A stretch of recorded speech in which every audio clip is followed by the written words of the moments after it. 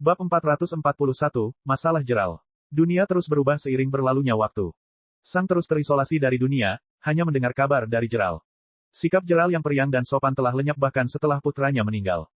Sekitar 60 tahun yang lalu, Jeral pada dasarnya berteman dengan semua adipati yang berbeda, berhubungan baik dengan Dewan, memiliki George sebagai teman dekat, dan memiliki seorang putra. Dia berada di puncak hidupnya, dan dia bahkan memiliki cukup banyak zona. Segalanya berjalan baik, dan kemudian, selama 60 tahun berikutnya, semua miliknya mulai lenyap secara perlahan. Dia masih memiliki kekuasaan dan kekayaan pribadinya, tapi itu saja. Dia hanya memiliki satu zona sekarang. Dia adalah musuh Dewan. Dia adalah musuh semua Duke. George sudah mati. Matthius sudah mati. Beberapa bawahan dekatnya tewas. Dan yang terburuk, dia tahu siapa yang bertanggung jawab, tapi sama seperti Sang, tidak ada yang bisa dia lakukan saat ini. Dia hanya bisa menelannya sampai tiba waktunya. Tujuan Jeral untuk menjadi raja telah berubah. Sekarang, balas dendam berada di atas tujuannya untuk menjadi raja. Dia ingin membunuh semua orang yang telah mengambil segalanya darinya.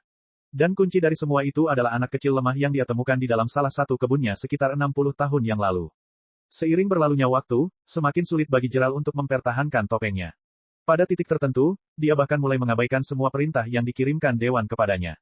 Ini sudah merupakan pelanggaran berat terhadap posisinya, dan itu sudah cukup menjadi alasan bagi Dewan untuk mengambil zona Storm Eagle darinya.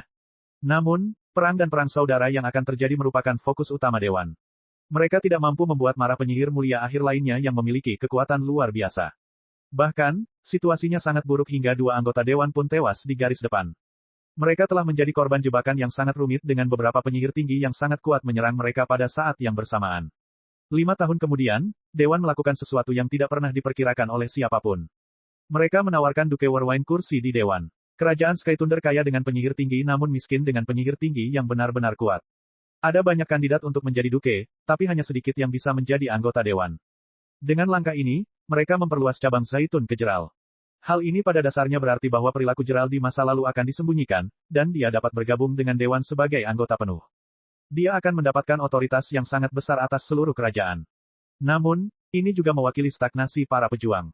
Jeral adalah satu-satunya alasan mengapa ada begitu banyak pejuang yang kuat, dan zona Storm Eagle masih bertindak sebagai tempat berlindung yang aman bagi semua pejuang yang tidak ingin ikut perang. Ada beberapa lingkaran yang melintasi seluruh kerajaan, mencari prajurit yang belum berada di garis depan, dan jika mereka menemukan salah satu prajurit, mereka akan dipaksa berperang demi kerajaan. Mereka ada di mana-mana kecuali di Storm Eagle Zone. Namun jika Jeral menerima undangan tersebut, safe haven tersebut akan hilang. Apa yang dilakukan Jeral saat undangannya tiba? Dia tidak menjawab. Dewan mengirimkan 3 undangan lagi, tetapi Jeral selalu mengabaikannya, mengatakan kepada mereka bahwa dia memerlukan lebih banyak waktu untuk berpikir. Karena itu, Dewan terjebak dalam ketidakpastian. Namun, mereka tidak akan pernah melupakan penghinaan ini. Saat perang mereda, mereka akan mengurus Jeral. Saat ini, hubungan antara Dewan dan Jeral sudah tidak dapat diperbaiki lagi. Seiring berjalannya waktu, Dewan bahkan mengeluarkan keputusan bahwa masyarakat harus menghindari zona Storm Eagle. Di permukaan, hal ini diutarakan seperti embargo karena Jeral tidak menjalankan zonenya seperti yang mereka inginkan, tetapi kebanyakan orang telah melihat kebenarannya. Duke Warwine adalah salah satu duke tertua dan terkuat, dan dia bahkan mungkin bisa saling berhadapan dengan Dewan. Secara resmi, Jeral berada di bawah Dewan, tetapi secara tidak resmi, dia mengambil posisi menentang mereka pada tingkat yang sama. 2 tahun kemudian, jumlah penjaga yang ditempatkan di perbatasan zona Storm Eagle bertambah 5 kali lipat. Bahkan ada 2 prajurit tahap jalan sejati dan seorang penyihir tinggi yang berjaga. Setiap kali seseorang di bawah perintah Dewan atau Duke lain mencoba memasuki zona Storm Eagle, mereka akan dibujuk dengan cara yang sangat kasar. Suatu kali, seorang utusan mencoba melewati perbatasan karena dia menyampaikan perintah dari Dewan secara pribadi. Utusan itu dieksekusi di tempat. Segera setelah itu, kemarahan publik terjadi, yang dipicu oleh Dewan. Mereka menyebut Duke Warwine sebagai pembelot dan pengkhianat. Bepergian ke zona Storm Eagle dijadikan ilegal, dan penjaga yang kuat ditempatkan di perbatasannya. Namun, Dewan masih belum berani menyerang. Jika mereka benar-benar menyerang, mereka akan kehilangan banyak penyihir tinggi, dan mereka tidak mampu menanggung kerugian ini selama perang yang intens ini. Semuanya harus menunggu sampai perang usai. Meskipun demikian, Dewan mengirimkan beberapa orang untuk meminta Duke Warwine agar mengembalikan tanah yang ia tempati secara ilegal kepada kerajaan Skythunder, namun para utusan tersebut selalu ditolak di perbatasan. Dewan menggunakan insiden ini sebagai bukti bahwa insiden tersebut wajar dan Duke Warwine lah yang menolak membiarkan semuanya berakhir dengan damai. Selama masa berbahaya seperti ini, Duke Warwine tidak membantu Kingdom tetapi malah menempatkan warganya dalam bahaya yang lebih besar. Dia haus kekuasaan, egois, dan tidak memiliki konsep kesetiaan. Jeral tidak bereaksi terhadap tuduhan tersebut. Sayangnya, banyak orang mempercayai dewan tersebut, dan lebih dari 50% orang yang tinggal di zona Storm Eagle meninggalkannya. Terlebih lagi, sebagian besar dari orang-orang ini adalah penyihir. Jika seseorang hanya melihat para penyihir, dia akan melihat bahwa lebih dari 90% dari mereka telah meninggalkan zona Storm Eagle. Dalam hal penyihir sejati, zona Storm Eagle sekarang hanya tersisa sekitar 15 orang. Para ahli dan magang hampir menghilang. Pada dasarnya hanya adept dan apprentice yang berhubungan langsung dengan 15 penyihir sejati yang tersisa.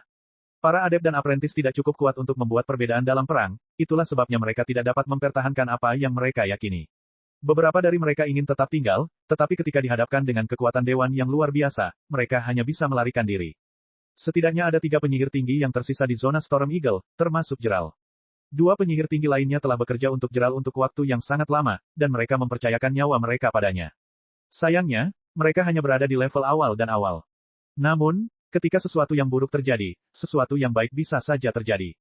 Zona Storm Eagle telah menjadi tempat berlindung yang aman bagi semua prajurit, dan ketika ketegangan antara Dewan dan Duke Warwine meningkat, kebanyakan dari mereka memilih pihak Geralt. Pada saat ini, zona Storm Eagle memiliki lebih dari 2.000 prajurit panggung komandan, yang merupakan jumlah yang gila. Dan bahkan ada lebih dari 100 prajurit tahap jalan sejati. 100 prajurit tahap jalan sejati. Ini adalah angka yang menggelikan hanya untuk satu zona. Tentu saja, Kerajaan Skythunder memiliki lebih dari 400 penyihir tinggi saat ini, tapi itu untuk lebih dari 50 zona. 100 prajurit tahap jalan sejati dalam satu zona sungguh gila. Inilah mengapa Dewan belum ingin menginvasi zona Storm Eagle. Membunuh lebih dari 100 prajurit tahap jalan sejati dan Geralt akan mengakibatkan kerugian besar. Dengan begitu banyak prajurit yang sekarang menolak untuk bertarung di garis depan, jumlah korban di antara para penyihir meroket. Saat ini, Dewan tidak lagi tinggal di rumah mereka tetapi secara pribadi bertugas di garis depan.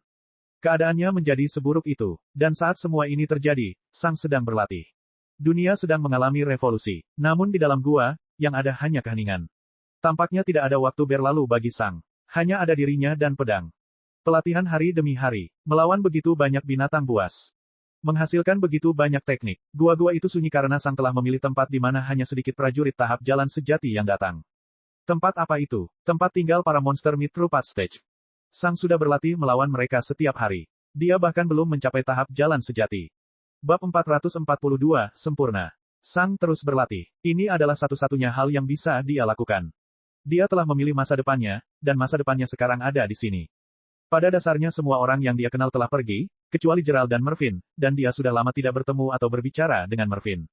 Semua orang sudah pergi. Satu-satunya hal yang bisa dilakukan Sang adalah menerimanya. Dia telah memilih tujuannya, dan dia memutuskan untuk menempatkan tujuannya di atas segalanya. Jika dia ingin mencapai tujuannya, dia harus rela mengorbankan segalanya. Dan dia tahu itu. Rasanya masih menyakitkan setiap kali dia mendengar tentang kematian, tapi Sang tahu bahwa ini adalah pilihan yang telah dia buat. Dan, meski menyakitkan, dia tidak menyesali pilihannya. Ini adalah hidupnya. Kekuasaan adalah hidupnya. Yang ada hanyalah kekuatan. Sang bahkan tidak tahu mengapa dia begitu menginginkan kekuasaan. Itulah yang dia inginkan. Mungkinkah itu ketakutan akan pengkhianatan? Bagaimanapun, kekuasaan dan pelatihan tidak akan pernah bisa mengkhianatinya. Mungkinkah itu ketakutan akan kehilangan di masa depan? Apa gunanya memiliki teman jika suatu hari nanti mereka akan mati? Mungkinkah itu hanya untuk membenci dan membunuh Tuhan? Dia hanya melihat Sang sebagai mainan, dan Sang membenci perasaan ini. Mungkinkah itu hanya pola pikir kompetitifnya dari bumi? Bagaimanapun, dia menikmati pertarungan dan kemenangan lebih dari apapun. Mungkinkah itu semua? Namun demikian, semuanya berpuncak pada upaya Sang yang berdedikasi untuk meraih kekuasaan. Ia ingin mencapai sesuatu yang belum pernah dilakukan sebelumnya. Dia ingin mencapai tempat-tempat yang belum pernah dikunjungi orang sebelumnya. Hanya ini yang ada dalam pikirannya. Selama bertahun-tahun, pola pikir Sang semakin kokoh. Selama tahun-tahun ini, dia menyadari bahwa ledakan amarahnya seringkali tidak relevan. Ia menyadari bahwa kemarahannya hanya muncul karena rasa sakit dan kelemahannya sendiri. Sekarang, dia sudah tenang. Kemarahan Sang tidak lagi meledak-ledak, melainkan tenang dan terkendali. Hal yang ditakuti Sang ketika dia masih kecil telah menjadi kenyataan. Sang telah menjadi versi George yang dilihatnya saat mereka pertama kali bertemu. Namun, Sang sangat bahagia dengan transformasi itu. George telah mewakili dedikasi abadi terhadap suatu tujuan. George telah mewakili pola pikir sempurna untuk menjadi berkuasa. Dan sekarang, Sang adalah representasinya. Di saat yang tenang ketika Sang benar-benar punya waktu untuk berpikir, dia menyadari bahwa dia akhirnya menjadi orang yang selalu dia inginkan. Seseorang yang benar-benar mempunyai kesempatan untuk menjadi sangat kuat. Dedikasi yang tiada habisnya, disiplin yang tidak bisa dipatahkan. Fokus pada tujuan, tenang, menghitung, kreatif, berpengalaman, visioner. Untuk pertama kalinya, dia bisa melihat ke arah gunung yang melambangkan puncak kekuasaan dan tidak merasa terintimidasi. Untuk pertama kalinya, dia berpikir bahwa dia bisa melakukannya. Dia punya kesempatan. Dia akhirnya siap. Sang melanjutkan latihannya seperti mesin yang tidak ada habisnya. Tidak ada waktu istirahat. Seluruh pikirannya terfokus pada pertempuran dan kekuasaan. Isolasi selama 50 tahun telah memperkuat kepribadian Sang. Dan 2 tahun kemudian, akhirnya tiba waktunya. Dunia telah berubah menjadi sesuatu yang tidak dapat dikenali, dan Sang juga mengalami hal yang sama. Sang sekarang berusia 82 tahun. Dan Sang telah menyelesaikan jalannya. Dia sudah selesai. Saat Sang melihat peta bintangnya, dia bisa melihat berlian tak terpecahkan yang dia bayangkan saat itu. Tampaknya ini merupakan rintangan yang tidak dapat diatasi. Tampaknya ini merupakan tugas yang mustahil. Tapi sekarang, Sang ada di sini. Garis-garis berlian itu tebal dan jelas, dan Sang bahkan menghubungkan berbagai bintang di bagian atas. Penguasaan Sang atas afinitasnya memberi aksen berlian yang indah, dan pecahan di dalamnya semuanya jernih dan bersih. Jalannya telah menjadi kenyataan. Jalan pamungkas yang dia impikan. Akhirnya selesai. Setelah jalan Sang selesai, dia hanya bisa menatapnya selama beberapa jam. Lebih dari 50 tahun bekerja. 50 tahun kerja keras, penuh dedikasi, dan tanpa akhir. Itu adalah pekerjaan dalam hidupnya. Itu adalah pencapaian terbesarnya. Itu sempurna. Itu cantik. Itu mewakili masa depannya. Dan itu mewakili masa lalunya. Sang memejamkan mata kanannya, dan dia bisa merasakan jalannya.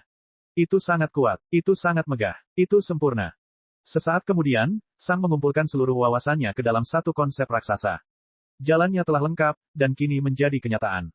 Sang merasa pikirannya menjadi lebih jernih. Gambaran di sekelilingnya menjadi lebih jelas. Setiap detail menjadi lebih jelas. Persepsinya semakin meluas. Di masa lalu, Sang hanya mampu merasakan lingkungan sekitar 2 hingga 3 kilometer. Sekarang, itu membentang hingga 5 kilometer, dan setiap detail dalam 5 kilometer ini terlihat jelas. Sense pseudo spirit miliknya telah menjadi spirit sense yang sesungguhnya. Dan dia bahkan belum mencapai tahap jalan sejati. Dia baru saja memantapkan jalurnya, dan kemajuan sebenarnya menuju tahap jalur sejati akan segera dimulai. Dengan spirit sense barunya, Sang juga bisa merasakan mana jenis lain. Dia akhirnya bisa merasakan mana bumi yang kental di sekelilingnya, dan dia juga bisa merasakan sedikit mana angin di udara. Dia bahkan mungkin bisa menggunakannya, tapi penggunaannya akan setara dengan seseorang di alam magang, lemah melebihi perbandingan. Tapi dia masih bisa merasakan mana. Dan akhirnya, dia juga bisa merasakan tanda kuda petir di tubuhnya. Selama bertahun-tahun, tanda tersebut menjadi sangat lemah, dan bahkan mungkin kehilangan sebagian besar kekuatannya. Sang menduga hanya Zonebis yang bisa merasakannya jika mereka benar-benar berkonsentrasi padanya. Ia tidak memiliki kekuatan untuk mengirim sinyal lagi.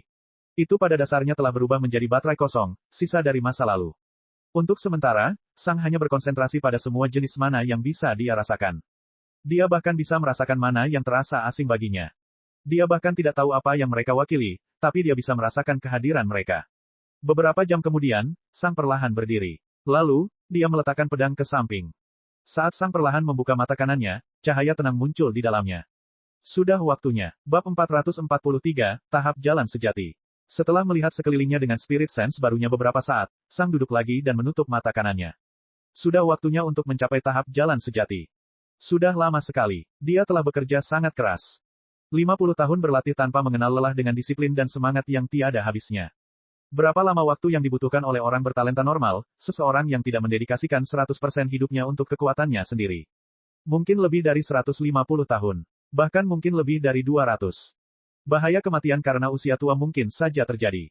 Tapi sekarang, sudah waktunya. Sang berkonsentrasi pada jalannya dan menginginkannya menjadi kenyataan. Butuh beberapa jam, tapi akhirnya, jalannya mulai terwujud. Sang merasakan perasaan keteraturan tertentu memasuki tubuhnya, dan dia merasakan bagaimana hal itu menguatkan dirinya. Itu menyelimuti seluruh keberadaannya, dan Sang merasakan bagaimana hubungannya dengan dunia semakin dalam. Sang menarik perasaan tertentu ini jauh ke dalam dadanya dan mengumpulkannya di satu tempat. Ini adalah bagaimana para pejuang mencapai tahap jalan sejati. Semua mana di sekitarnya memasuki tubuh Sang. Bahkan jenis mana yang tidak diketahui. Ketika seseorang meningkatkan kekuatannya pada level ini, mereka menyerap semua jenis mana di sekitar untuk memperkuat keberadaan mereka. Mana di sekitar kilometer mulai berkumpul di tempat Sang, tapi mana baru membanjiri ruang kosong lagi. Mana tidak ada habisnya, dan memenuhi seluruh dunia. Saat Sang menyerap mana lebih banyak lagi, koneksi mana yang dia buat ketika dia mencapai panggung komandan mulai semakin menguat. Sirkulasi mana di dalam tubuh Sang meningkat beberapa kali lipat, dan dia merasa seperti sedang naik. Itu adalah perasaan yang misterius namun memberdayakan. Sepertinya dia meninggalkan tubuh lamanya dan menempati tubuh baru. Saat koneksi semakin menguat, rangkaian mana yang berbeda mulai terhubung satu sama lain.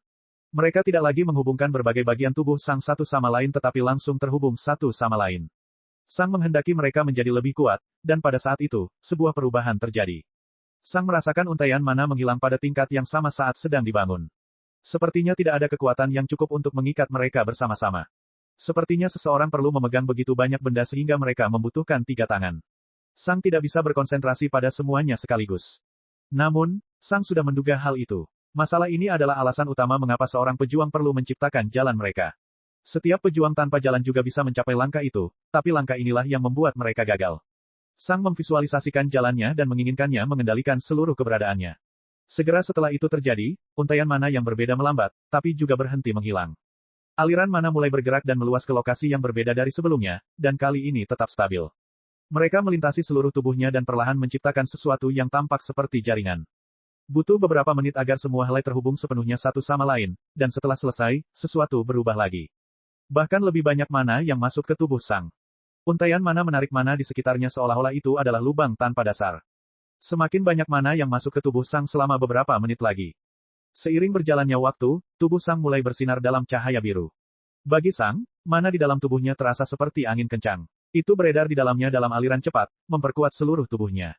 Pada titik tertentu, Sang merasa dia berada di batas kemampuannya, tetapi dia telah belajar bagaimana untuk maju ke tahap jalan sejati. Dia menekan perasaan itu dan mulai menyerap lebih banyak mana. Ini diperlukan karena tubuh secara alami tidak menyerap cukup mana untuk melakukan terobosan. Sepertinya Sang memaksakan dirinya untuk makan lebih banyak, meskipun dia merasa kenyang. Naluri memuntahkan mana berteriak pada Sang. Namun, ekspresi Sang bahkan tidak berubah. Dia telah melalui begitu banyak rasa sakit dalam hidupnya sehingga sedikit ketidaknyamanan ini hampir tidak dianggap sebagai gangguan belaka. Sang memasukkan lebih banyak mana ke dalam tubuhnya sampai dia merasa mustahil untuk menyerap lebih banyak. Tubuhnya telah mencapai saturasi mana. Lalu, Sang menarik napas dalam-dalam. Dan menghendaki semua rangkaian mana di dalam tubuhnya terkompresi. Mereka menjadi jauh lebih luas dalam beberapa menit terakhir, dan Sang perlu mengompresnya. Jika dia tidak melakukan itu, pada dasarnya dia tidak akan bisa menggerakkan mana. Itu terlalu bertekanan dan masif. Sang tetap duduk di lantai selama beberapa menit, matanya terpejam. Dia merasa jiwa dan tubuhnya kram, tapi ini adalah efek yang diharapkan yang harus dialami setiap pejuang. Jika seorang pejuang bahkan tidak bisa mengatasi sedikit ketidaknyamanan ini, mereka tidak pantas mencapai tahap jalan sejati. Semua helai mana menjadi lebih tipis dan lebih padat. Sang merasakan tekanan di dalam tubuhnya naik ke tingkat yang baru. Sepertinya dia sedang menekan udara di antara kedua tangannya. Namun, Sang hanya melanjutkan dengan cara yang metodis. Dalam 1 jam berikutnya, mana dikompresi menjadi hanya setengah dari volume awalnya. 1 jam kemudian, volumenya berkurang setengahnya lagi. Pada saat itu, Sang merasa dia telah mencapai batasnya. Sepertinya dia tidak bisa mengompresnya lagi. Inilah saatnya, pikirnya dengan sedikit kegembiraan. Siapa yang tidak bersemangat setelah akhirnya mencapai tujuan mereka setelah 50 tahun kerja keras. Sang mengumpulkan seluruh kekuatan dan kemauannya. Bang! Dan melepaskan semuanya dalam 1 kompresi terakhir. Itu sulit, dan Sang hanya mengalami sedikit kemajuan. Namun, 5 detik kemudian, sesuatu terjadi. Sang merasa seperti tiba-tiba kehilangan kendali atas mananya. Dia merasa udara yang dia coba tekan dengan begitu kuat tiba-tiba menghilang. Sang tahu apa maksudnya. Sang melihat untaian mana di dalam tubuhnya dan melihat bahwa untaian itu telah mengurangi volumenya sebanyak 90%. Ini dia. Sebelumnya, Sang merasa mana di dalam tubuhnya adalah angin yang bertiup melalui tubuhnya dalam 1 lingkaran. Sekarang, itu seperti sungai. Ya, mana telah berubah dari gas menjadi cair. Dia telah melakukannya. Sekarang ada jaringan pembuluh darah yang berisi mana cair di dalam pembuluh darahnya, dan mana bergerak cepat ke seluruh tubuhnya. Dan mesin yang membuat gerakan yang padat dan kuat ini adalah pemahaman Sang tentang jalannya. Setiap jaringan pembuluh darah adalah unik, dan tidak ada manusia yang memiliki jaringan yang sama. Jalur dan konsep mereka menentukan jaringan seperti apa yang akan dibangun mana mereka. Jaringan tidak memiliki kekuatan atau kelemahan yang berbeda. Mereka terlihat berbeda, tapi semuanya sama bagusnya. Mereka hanya disejajarkan secara berbeda untuk membuatnya lebih mudah berinteraksi dengan jalan seseorang. Setelah melihat tubuhnya selama beberapa menit, Sang akhirnya membuka mata kanannya dan mengaktifkan Spirit Sense miliknya. Ketika dia melihat apa yang bisa dia lihat dengan Spirit Sense-nya, senyuman muncul di wajahnya. Dia bisa melihat sekitar 20 km. Penyihir tinggi hanya bisa melihat sekeliling 5 km. Saat itu, Sang yakin dia telah menciptakan sesuatu yang luar biasa. Bab 444, pertanyaan keempat. Sang bisa melihat sejauh ini. Dia bisa melihat ratusan monster tahap jalan sejati dan bahkan beberapa monster di alam kelima. Tidak diketahui apakah binatang sekuat itu ada di dalam gua, tapi sekarang, dia tahu. Sang bisa merasakan 3, dan dia juga bisa melihat dasar gua. Sang sudah berada sekitar 20 kilometer di dalam gua, dan ujung gua yang sebenarnya berada 15 kilometer lagi di bawah. Di bagian paling bawah, Sang bisa melihat ruang terbuka raksasa dengan lebar dan tinggi beberapa kilometer. Saat ini, ruang itu ditempati oleh binatang paling menakutkan di gua. Namun, begitu Sang melihat binatang-binatang itu, dia merasa seperti mereka melihat ke belakang. Saat Sang merasakan itu, dia langsung membuang muka. Selama sekitar 1 detik lagi, Sang merasakan indera roh dari binatang buas yang menakutkan ini, namun mereka mundur setelah itu. Mereka tidak memeriksa Sang dengan cukup cermat, itulah sebabnya mereka tidak menyadari bahwa pada dasarnya dia merasa seperti seorang kekejian. Mereka hanya meliriknya sekilas, dan ketika mereka merasa bahwa hanya ada sedikit makhluk tahap jalan sejati yang melihat ke arah mereka, mereka kehilangan minat. Bagi mereka, itu seperti seekor semut yang secara acak menghadap ke arah mereka sambil berjalan di luar. Itu tidak relevan dan tidak penting. Sang menarik napas dalam-dalam ketika dia merasakan spirit sense mereka mundur. Dia merasa seperti baru saja menghindari peluru. Saya telah menjadi kuat, tetapi saya harus ingat bahwa ada banyak makhluk yang lebih kuat di dunia ini. Saya tidak bisa melihat semua orang secara acak. Untungnya, aku jauh lebih lemah dari mereka sehingga mereka bahkan tidak berkenan untuk melihatku lebih dekat. Setelah Sang melihat binatang-binatang ini, dia menyadari. Ya, makhluk terkuat di 5 kerajaan adalah Zonebis, diikuti oleh para raja. Namun, hal itu tidak sepenuhnya benar. Sementara Zonebis dan Kings mengumpulkan semua perhatian pada mereka, seseorang dapat dengan mudah mengabaikan teror yang ditimbulkan oleh binatang buas di alam kelima. Ada sekitar 3 binatang buas ini di setiap zona, dan masing-masing dari mereka mewakili kekuatan seorang raja.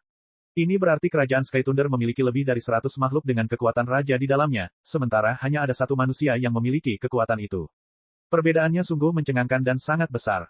Setelah memalingkan muka dari binatang itu, Sang mengalihkan persepsinya ke gua di atas dan di sekitarnya. Dia bisa melihat 4 prajurit tahap jalan sejati bertarung melawan monster tahap jalan sejati awal dan awal saat ini. 4 sekaligus, pikir Sang. Itu cukup banyak. Namun, hal ini masuk akal. Gerald mengatakan bahwa sekarang ada sangat banyak prajurit tahap jalan sejati di zona Storm Eagle. Sang memandangi para prajurit itu, dan apa yang dia rasakan membuatnya bahagia. Mereka merasa sangat lemah. Bahkan para pejuang tahap awal jalur sejati pun merasa sangat lemah terhadapnya. Pelatihanku tidak mengkhianatiku. Saya menghabiskan lebih dari 50 tahun di sini sementara semua orang di dunia maju beberapa level. Namun, setelah sekian lama, aku akhirnya mengambil langkah maju, dan langkahku jauh lebih besar daripada beberapa langkah orang lain. Sesuai dengan pepatah, mengasah kapak tidak membutuhkan waktu lama untuk menebang kayu. Saat ini, Sang merasa sangat kuat, dan dia bahagia. Dia telah mengambil langkah terbesar dalam perjalanannya menuju kekuasaan, dan membuat kemajuan terasa ajaib. Inilah sebabnya mengapa Sang menyukai pelatihan. Dia senang melihat hasilnya. Inilah sebabnya dia memutuskan untuk meninggalkan segala hal lain dalam hidupnya. Dan, untuk pertama kalinya, dia merasa sepenuhnya bahwa itu adalah pilihan yang tepat. Setelah melihat semuanya sebentar, Sang memutuskan untuk melanjutkan ke agenda berikutnya. Dia menelusuri ingatannya dan menemukan sesuatu yang baru telah muncul. Dalam ingatan Sang, dia berdiri di hadapan dewa di dalam aulanya. Untuk pertanyaan keempatku, kata Sang Pirang bermata 2. Pada titik perjalanan saya ini, saya pasti sudah mencapai alam keempat, yang berarti saya ingin mencapai alam kelima. Jadi, bagaimana aku bisa mencapai alam kelima? Dewa dalam ingatan Sang hanya menyeringai. Kamu pikir aku akan membuatnya sesederhana ini? Dia bertanya. Si Pirang Sang tampak khawatir. Saya tidak menginginkan barang-barang lama. Saya ingin barang-barang baru, kata Sang Dewa. Saya tidak ingin semuanya kembali seperti dulu. Saya ingin melihat jalan baru. Saya ingin melihat apa yang bisa dihasilkan manusia dalam lingkungan yang benar-benar berubah sejak saat itu. Apakah ini rencanamu mulai sekarang? Menanyakan padaku bagaimana cara maju ke tahap selanjutnya. Dewa bertanya dengan seringai khasnya. Si Pirang Sang hanya menatapnya dengan ekspresi tidak yakin. Ya, itulah rencananya. Kalau begitu, pergilah dan ubah rencanamu karena aku tidak akan menjawab pertanyaan seperti ini, kata Sang Dewa sambil bersandar di singgasananya. Si Pirang Sang mengerutkan alisnya dan menggaruk dagunya sambil berpikir. Beberapa detik berlalu. Baiklah, kalau begitu, bagaimana dengan cara optimal untuk menemukan jalan maju di masa depan? Tahukah Anda, bukan sesuatu yang spesifik tetapi hanya pedoman umum, sesuatu yang membantu saya memacu kreativitas saya sendiri, kata si Pirang Sang. Dewa melihat ke samping dan mengevaluasi pertanyaan itu. Tentu, saya bisa menjawabnya, tapi jawaban ini akan berlaku untuk semua alam. Saya tidak ingin mendengar pertanyaan itu 5 kali atau lebih. Si Pirang Sang mengangguk. Pada saat itu dalam ingatan Sang, dewa kedua muncul, dan sepertinya dia telah melewati tempat kejadian saat dia menyapanya secara langsung. Catatan editor, jawaban telah diubah karena afinitas Anda yang tidak direncanakan, katanya. Kemudian, semuanya kembali normal, dan Tuhan memberikan jawabannya. Yang terpenting adalah kreativitas dan kemauan untuk mengubah kreativitas itu dari sekedar ide menjadi sesuatu yang bisa diterapkan dalam kenyataan. Lihatlah semua kekuatan berbeda yang Anda miliki dan cobalah untuk menggabungkannya satu sama lain dengan berbagai cara. Bahkan jika Anda berpikir bahwa sesuatu tidak akan berhasil, Anda mungkin akan terkejut ketika hal itu benar-benar berhasil. Mencoba-coba adalah cara terbaik untuk menemukan kemungkinan-kemungkinan baru, dan ketika kemungkinan-kemungkinan baru ini semakin banyak, Anda akan memperoleh lebih banyak pengetahuan dan pengalaman. Pada akhirnya, Anda dapat menggabungkan beberapa di antaranya menjadi sesuatu yang tidak terpikirkan oleh Anda lebih awal. Adapun panduan khusus untuk mencapai alam berikutnya tanpa ada orang yang membimbing Anda ke arah itu, Anda harus selalu berusaha menemukan cara untuk meningkatkan diri Anda sendiri. Misalnya, penyihir sejati perlu memahami sebuah konsep untuk maju ke alam penyihir tinggi. Namun, dibandingkan dengan tahap jalan sejati yang diciptakan pendahulumu, hal itu tidak bisa diubah. Setelah menjadi penyihir tinggi, orang tersebut dapat memahami lebih banyak konsep dari elemen yang berbeda. Untuk mencapai alam penyihir agung, mereka perlu memahami satu konsep, yang berada pada level lebih tinggi daripada konsep lain yang mereka ketahui. Namun, jika mereka benar-benar ingin menonjol, mereka dapat memahami beberapa konsep lain sebelum melakukan terobosan dan memasukkannya ke dalam konsep utama mereka. Misalnya, Duke di tempat di mana kamu akan dikirim segera memiliki konsep gerakan angin sebagai konsep utamanya, tetapi dia juga mengetahui konsep tetesan air dan konsep percikan petir. Jika dia serius, dia bisa menciptakan mantra angin yang mencakup kekuatan konsep ini dari afinitas berbeda, yang pada dasarnya membuatnya jauh lebih kuat daripada penyihir tinggi rata-rata. Kamu bisa melihat ini sebagai dua jenis ketinggian yang berbeda, dan secara teoritis kamu bisa menciptakan sebuah metode untuk maju dengan keduanya. Saat ini, semua penyihir menggunakan konsep tingkat yang lebih tinggi sebagai dasar mereka untuk menjadi seorang penyihir agung, tapi dengan sedikit kreativitas, usaha, dan penelitian, mereka juga dapat menemukan cara untuk menjadi seorang archmage dengan menggabungkan beberapa konsep tingkat rendah. Namun, saat ini belum ada yang menemukan jalan terbuka itu. Jalan saat ini bekerja dengan sangat baik. Jika Anda ingin menemukan jalan ke tingkat berikutnya, Anda harus menemukan sesuatu yang serupa. Anda harus menemukan sesuatu yang meningkatkan apa yang telah Anda ciptakan. Aku bisa memikirkan lebih dari 20 cara berbeda yang bisa dilakukan oleh seorang pejuang tahap jalan sejati untuk maju ke tingkat berikutnya, dan semua alam kelima yang berbeda akan menjadi unik dan berbeda satu sama lain. Bereksperimenlah, cobalah berbagai hal, kerjakan diri Anda sendiri, kerjakan senjata Anda, kerjakan lingkungan sekitar, dan cobalah menemukan percikan inspirasi yang membuat beberapa atau semua hal ini menyatu dalam satu gambaran yang kohesif. Membuat jalur lain atau membuat jalur lebih panjang saja tidaklah cukup. Ini perlu diubah menjadi sesuatu yang baru. Itulah jawaban atas pertanyaanmu. Bab 445, Perubahan. Ingatan baru sang terlintas di benaknya dalam sekejap, dan dia membuka mata kanannya lagi. Sekali lagi, aku senang aku tidak menanyakan pertanyaan bodoh, meskipun aku masih sangat muda saat itu.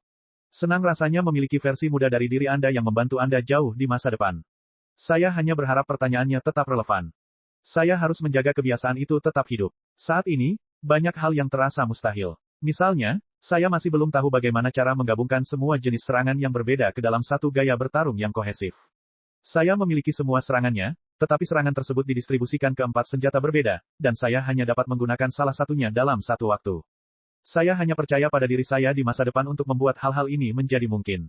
Saat ini, saya memiliki kesempatan untuk menciptakan landasan bagi diri saya di masa depan. Di masa depan, saya akan bersyukur atas perhatian saya di masa lalu, yang saat ini adalah saat ini. Cobalah hal-hal baru dan temukan cara untuk meningkatkan diriku, ya. Sang menggaruk dagunya sambil merenungkan kata-kata ini sejenak. Saya punya beberapa ide, tapi saya tidak tahu apakah ide itu benar-benar realistis atau tidak. Namun, aku tidak perlu terlalu khawatir tentang hal-hal ini sekarang. Saya baru saja mencapai tahap jalan sejati, dan saya harus membiasakan diri dengan level ini terlebih dahulu. Menemukan jalan ke depan pada saat ini tidaklah efisien karena saya tidak memiliki pengalaman yang diperlukan saat ini. Untuk saat ini, aku harus menjaga kekuatan pertempuranku tetap tinggi. Untuk menjaga kekuatan pertempuranku tetap tinggi, aku perlu mengetahui banyak hal, dan mengetahui banyak hal berarti mendapatkan pengalaman, yang akan membantuku untuk maju di masa depan. Kemajuanku di masa depan akan dibangun berdasarkan apa yang aku putuskan untuk lakukan di tahap jalan sejati. Jangan pernah lelah. Jangan pernah berhenti mencoba. Selalu maju. Diriku di masa depan akan berterima kasih padaku untuk itu. Sang mengangguk sekali dan berdiri. Sudah waktunya untuk menguji kekuatannya. Akhirnya selesai. Sang segera terkejut dan melompat ke samping. Dia telah terbiasa dengan spirit sense-nya, dan spirit sense-nya pada dasarnya dapat melihat segalanya. Jadi, ketika seseorang tiba-tiba menanyakan sesuatu dari sampingnya, dia terkejut. Sang belum merasakan ada orang di dekatnya sekarang. Sang melihat ke tempat itu dengan mata terkejut, dan matanya semakin melebar. Pelawak itu tadi di sini. Ini adalah pertama kalinya Tuhan benar-benar menampakkan dirinya di dunia nyata. Apa, menurutmu aku tidak bisa memasuki duniaku sendiri? Si badut bertanya dengan seringai mekanis. Ini adalah duniaku, dan aku bisa muncul dimanapun aku mau.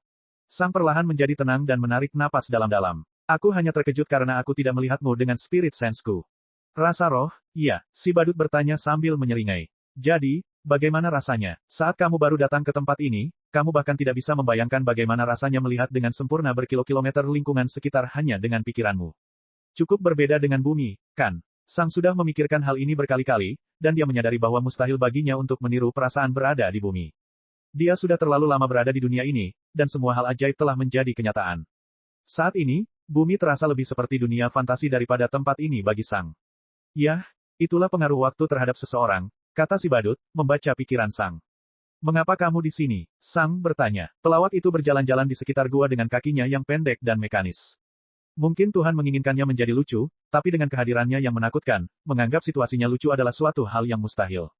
Sebenarnya ada 3 hal, kata si badut sambil memandangi dinding gua. Kupikir muncul sendiri untuk memberitahumu hal-hal ini adalah cara terbaik. Hal apa? Sang bertanya. 2 perubahan besar dan hadiah kecil, kata si badut. Oke, aku mendengarkan, kata Sang. Pelawak itu mengangkat lengan kanannya dan mengulurkan 1 jarinya. Pertama, selamat, kamu telah dipromosikan, katanya sambil menyeringai. Sang berkedip beberapa kali. Dipromosikan, apa maksudmu? Anda bukan lagi media untuk menciptakan hiburan masa depan. Anda sekarang adalah hiburan itu sendiri, kata si badut sambil tersenyum lebar. Sang hanya memandangi si badut itu. Dia berpikir bahwa dia tidak perlu bertanya karena si badut sudah membaca pikirannya. Saya ingin mendengar Anda bertanya, kata si badut. Sang menarik napas dalam-dalam. Apa yang dimaksud dengan perubahan itu? Dia bertanya. Itu berarti kamu saat ini memberiku lebih banyak hiburan daripada potensi hiburan yang bisa kamu ciptakan dengan membuat setiap pejuang lainnya lebih kuat. Kau tahu, kau telah berhasil mencapai tingkat kekuatan yang belum kuduga. Kekuatan pertempuranmu saat ini menyaingi para jenius terhebat di seluruh dunia, dan melihat orang berbakat seperti itu menciptakan jalan untuk diri mereka sendiri jauh lebih menarik daripada hanya membuat mereka membuat prajurit lain lebih kuat. Saya tidak ingin melihat Anda berteori tentang cara mencapai alam kelima. Tidak, sekarang, saya ingin melihat seberapa jauh Anda bisa melangkah. Saya ingin melihat berapa banyak alam yang bisa Anda majukan sebelum Anda kehabisan tenaga. Jadi, selamat, aku tidak membutuhkanmu lagi untuk memberikan teknik kepada para prajurit. Sekarang kamu dapat berkonsentrasi penuh hanya pada dirimu sendiri. Juga, kata si pelawak, sedikit kegembiraannya menghilang, dalam percobaan berikutnya, kamu mungkin akan mendapatkan begitu banyak poin sehingga hadiah yang akan kamu dapatkan sangat tinggi sehingga prajurit lain bahkan tidak dapat memanfaatkannya. Ini seperti Anda menunjukkan kepada mereka cara membuat microchip padahal mereka belum belajar cara membuat plastik. Mereka tidak bisa menggunakan benda itu karena mereka tidak memenuhi persyaratan dasar yang memungkinkan mereka mencapai tingkat kekuatan yang diperlukan untuk memanfaatkan hadiah, yang pada dasarnya membuat mereka tidak berguna bagi 99% prajurit. Kau tahu, aku mengharapkan para pejuang untuk berkembang secara perlahan seiring berjalannya waktu. Fondasinya tumbuh semakin luas hingga 1 orang memecahkan rekor. Kemudian, rekor tersebut dipecahkan lagi, dan lagi. Tetapi, saat ini, kamu berada di posisi ke-8 lagi. Pada dasarnya Anda melewatkan seluruh proses. Sang bisa melihat dari mana datangnya Tuhan. Hanya saja peta bintang sudah sangat canggih sehingga para penyihir di dunia menolak untuk percaya bahwa ada pejuang yang menciptakannya. Hadiah sebelumnya, seperti teknik dasar atau serangan jarak jauh, tidak menimbulkan kecurigaan. Tentu saja, seorang pejuang bisa memikirkan hal itu. Dan jika pejuang paling kuat mungkin sudah berada di alam ke-5, ke-6, atau ke-7, tidak ada yang akan meragukan bahwa peta bintang telah diciptakan oleh seorang pejuang. Ini menunjukkan betapa canggihnya teknik ini dibandingkan dengan level prajurit saat ini. Jadi, aku tidak perlu peduli lagi dengan prajurit lain, kan? Sang bertanya. Benar, kata si badut. Lakukan sesukamu. Selama kamu tidak dengan sengaja memutuskan untuk membasmi semua prajurit atau menekan kemajuan mereka, aku tidak peduli. Sang mengangguk. Dan perubahan lainnya, pelawak itu tersenyum. Dengan promosimu, orang lain harus mengambil pekerjaanmu. Sang tahu apa maksudnya. Orang baru dari bumi akan segera diperkenalkan ke zona Storm Eagle. Jika Anda menemukannya, bantu dia memulai perjalanan. Anda tidak perlu menjaganya, tetapi saya tidak ingin orang ini tampil buruk, hanya karena kamu merahasiakan informasi yang relevan darinya. Cek. Rakan-rakan kultivator sekalian, sebelum retret, sila terus berkultivasi untuk jurus subscribe, like, share dan komentar agar Sekte Novel Sadim terus berkembang pesat.